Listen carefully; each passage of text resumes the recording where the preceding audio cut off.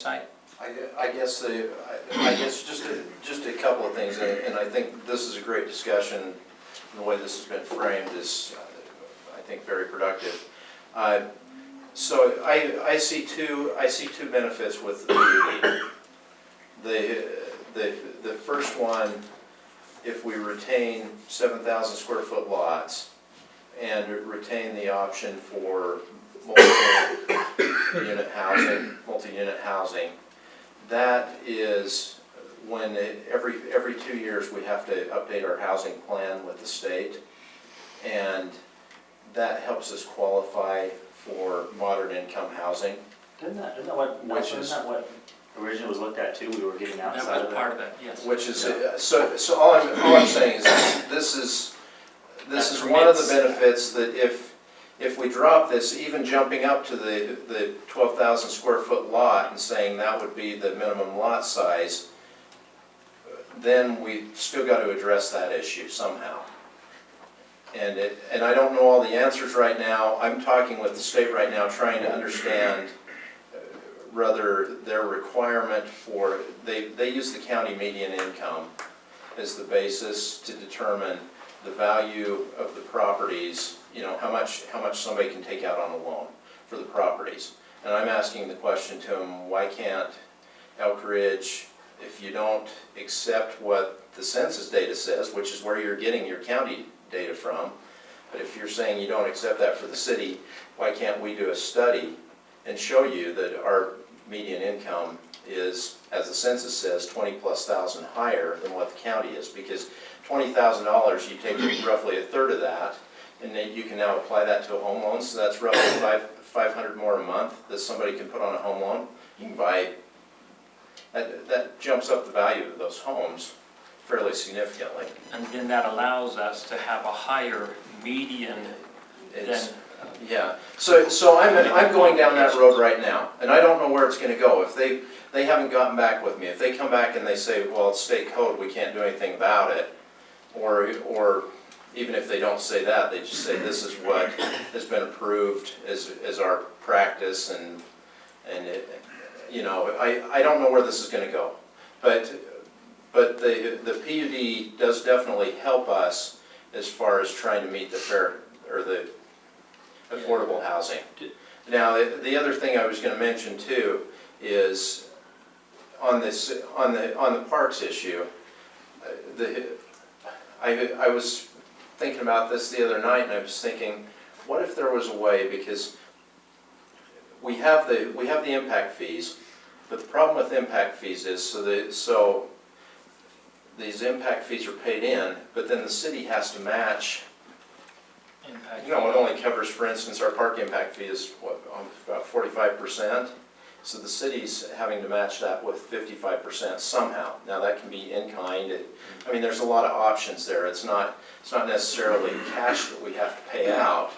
But the other side of that is if a developer is putting, you know, is basically coming in and saying, we want this additional density, and if we have something in the code in place, and like PUD ordinance, that we say, okay, for these amenities, you can get this additional density, and then these amenities are placed in those existing parks that are in, that the city has, or the future park up to the south, then that can actually be used towards that match along with this, so that works on this in the city's favor. On the other side of that you know, that 55% match the city has to make with the impact fees. And Shane, this question for you: the PUD ordinance, don't they still have the ultimate say whether you even allow it to go in place? It's not a guarantee. It's an overlay, and so if we wanted to add allowing it, right? So you some still very have ultimate specific control. Conditions into that, You got to be we careful certainly not to, could. you know, favor here. You know, I mean, obviously you can get into a little sticky point with that, but I think you still have ultimate control. I'm not a huge, just this has nothing to do except for it's just a pain for a developer to. I don't really care a whole lot with the PUD ordinance, but there are places that it works. And one of the things too, the project down on Loafer Canyon, you've got, you know, that swell through there that's all treed. I mean, that's open space. It doesn't cost really a lot to maintain, it's a nature park, or Right. maybe up top you have, you know, in the treed area where you really can't build, maybe that's, you know, there's other issues besides just a park that costs a lot of money to maintain. I think there's multiple places you can But apply that. But I think it would be well to have at least the planning commission look at these issues, talk about them, and we ask them to do that so that they can bring back a recommendation that we can continue to discuss and make some. Well, I think if we're gonna do that, we gotta get some good solid numbers, because Weston Young, when he was on the council about 3 years ago, and I don't have all the numbers right here in front of me, but he brought up that we are well beyond what state requires just because of the area that Salisbury developed and the price point on those homes in relation to the other, and where we would be at complete build out. If you had flipped a switch and all of a sudden we had 1,500 residential structures here in our town, we were above what was required at that point, without us going in and putting in more. So that's it, and I don't disagree with this So statement. markets change that though, so you gotta be a little careful. Yeah, I know, but those homes There's are others already, putting in more townhomes and more Go ahead, apartments Shane. that are a lot of being built down in, you know, Utah County, middle of Utah County. Those numbers kind of move, and as values move up here on lot size, and you gotta be a little Yeah. careful with that, as far as I understand. Shay, follow up with yours, then Dale and I, Brittany. when we completed the last housing study, with the townhomes figured into it, so we had 72 townhomes, and we were considering, we basically went back to the same demographics that we've been using for the capital facilities plan and all these studies that we'd worked out. For the next 5 years, we were figuring 50+ building permits on new homes each year, which is roughly, it's right about where we're at, where we've been with it.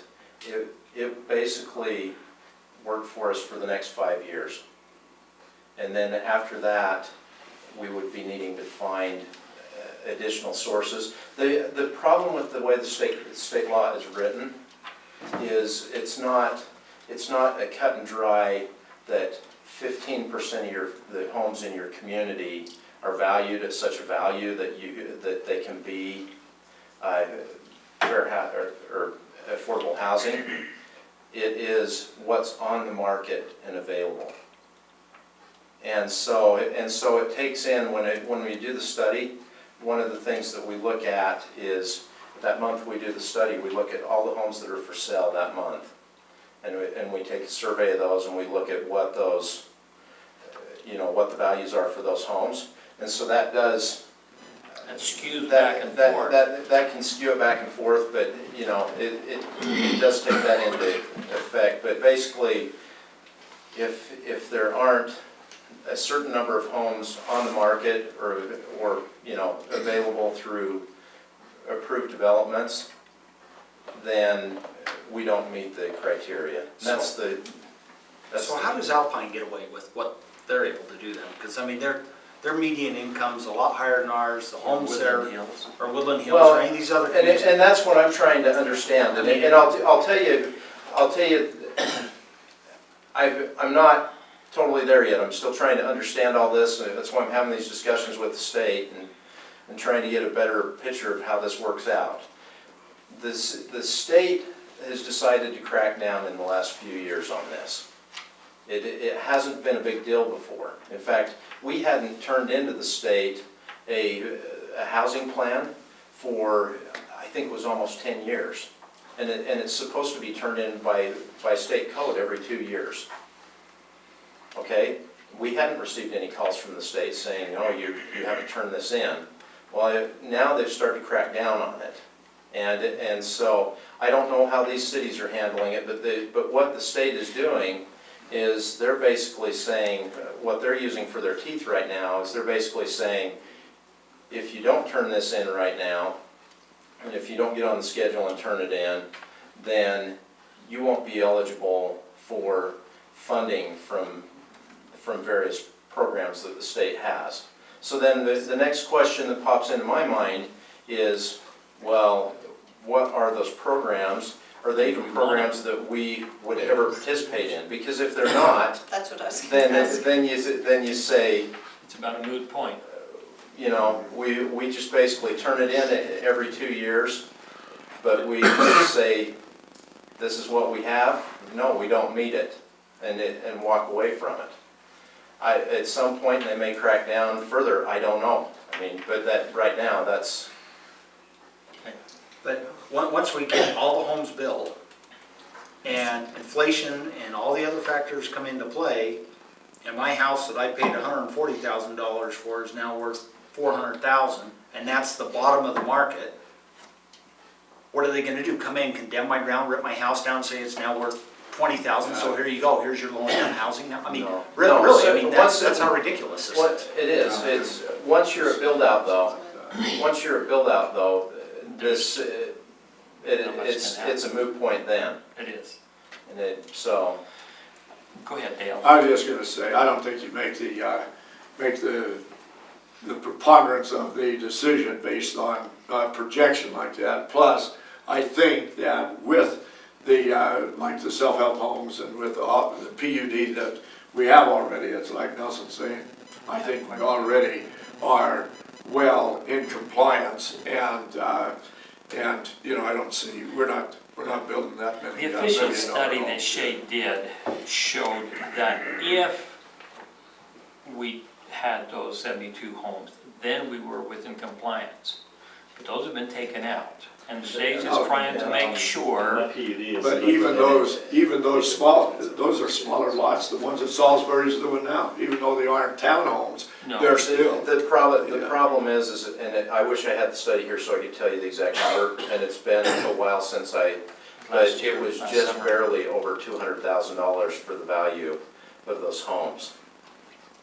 So when we say that, even in Salisbury's townhouses, I kept pushing him saying, okay, what are these really going to, you know, what are these going to sell out? His base price home fit underneath and fit within the affordable housing, but just barely. that was one town, you know, that was one townhome that fit, and all the rest of them were going to be above the level.